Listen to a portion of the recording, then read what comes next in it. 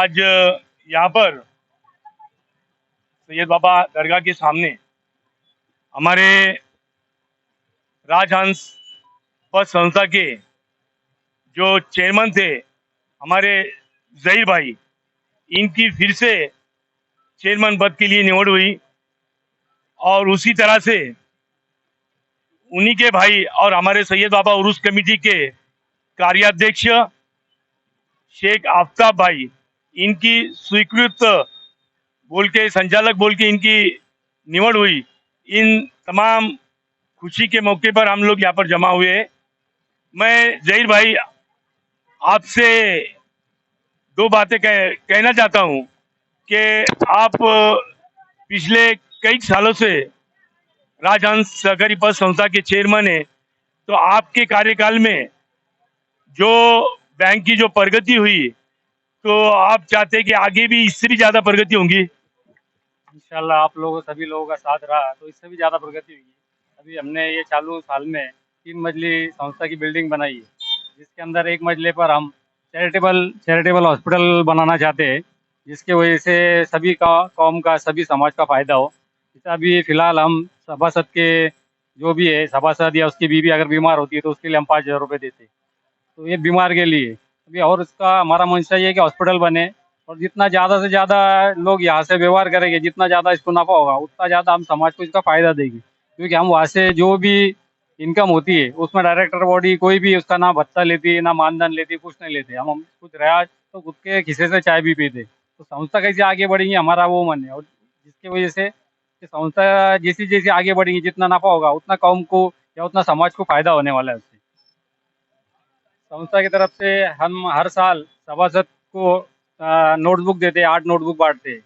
दूसरा, संस्था का सभासद का बच्चा या उसकी बीवी अगर कोई पढ़ाई कर रही है, हायर एजुकेशन 10वीं के बाद ITI है, डिप्लोमा वगैरह, तो उसको हम 20 तक के पैसे संस्था की तरफ से देते हैं। उसमें से लेकिन कुछ लोग जो साहिब ऐसा थे, कुछ जानदार है और जिसको कौम का दर्द है, तो वो लोग वो पैसा उठाते नहीं है वहाँ से और बोलते हमारे बदले दूसरे किसी को भी मदद करो। ऐसे भी उसमें कुछ सभासद है जो पैसे नहीं लेते उसके। तो हमारा ऐसा मंसूबा है कि ज़्यादा से ज़्यादा समाज को कौम को इसकी मदद हो। और वो मदद कब होगी? जब उससे ज़्यादा से ज़्यादा लोगों का व्यवहार होगा और ज़्यादा से ज़्यादा नफा होगा।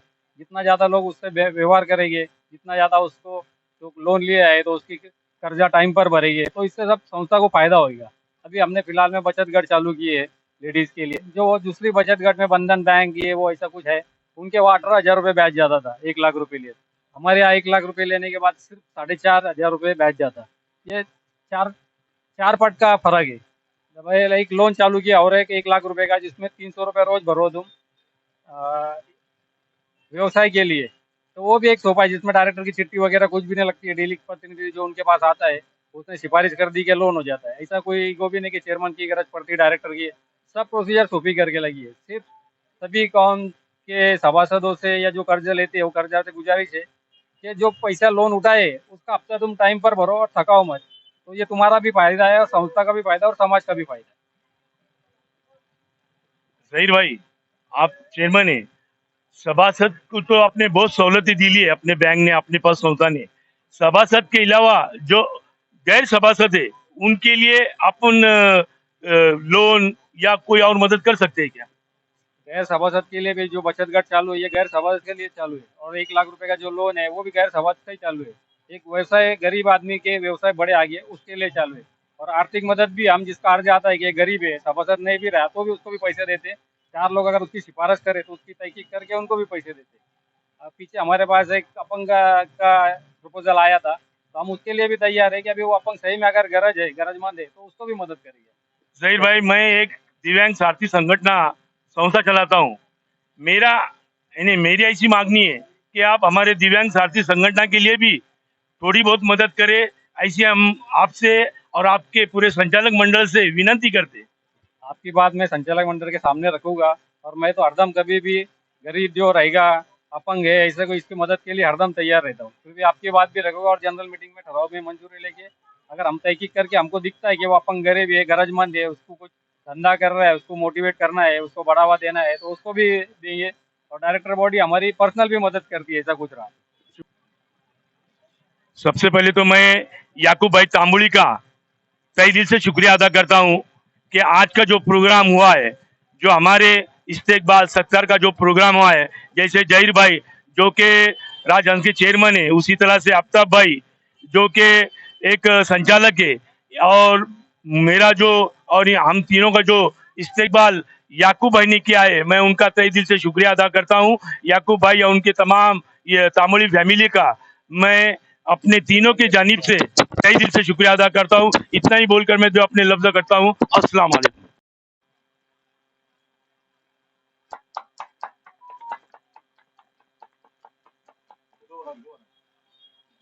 सय्यद बाबा उर्स कमिटीचे माजी अध्यक्ष आणि सामाजिक कार्यकर्ते धडाडीचे कार्यकर्ते अन्सार भाई सय्यद यांची संगमनेर नगर परिषद हद्दीतील दिव्यांग नागरिकांसाठी दिव्यांग भवन उभारणीची सदस्यपदी नियुक्ती झालेली आहे. त्या प्रसंगी याकूब भाई तांबोळी आणि फ्रूटवाले आणि सय्यद बाबा उर्स कमिटी यांच्या वतीने या ठिकाणी अन्सार भाई यांचा सत्कार करण्यात येत आहे.